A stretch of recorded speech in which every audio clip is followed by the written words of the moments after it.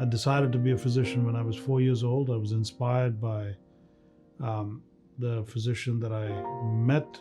This was a gentleman who was always available. You went into the hospital at 3 o'clock in the morning, this man was there.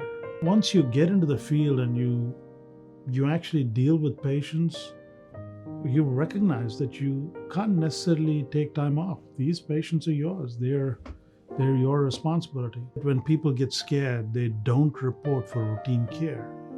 And when they don't report for routine care, the downside is that they present to attention very late. And they present to attention very late, their risks go up exponentially. There are people who actually care, and there are people who will do anything to keep you safe. Clearly, as a patient, you're going to be perceptive. You're going to pick it up immediately. You're going to look for verbal and non-verbal clues as to whether I'm being honest with you. But I have to temper that honesty with hope. And if I don't present you with hope at the same time that I'm presenting you the honest bad news, then I'm doing you a disservice. The good news is that today, most serious diseases can be dealt with. The single biggest thanks a patient can give you is to get better and go home.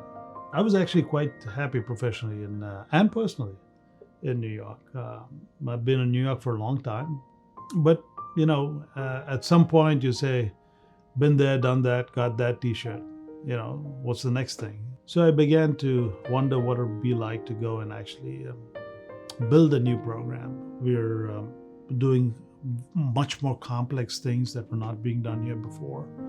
And I think it's been great for patients who would not have been operated on here before, who would have had to travel, or for that matter, who would have been turned down for surgery. If the patient doesn't get through surgery, then they're not going to benefit from it.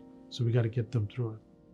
But I look at it the other way. I look at high-risk patients as a challenge. And if we can somehow get really good at taking care of those patients, then we've truly accomplished something.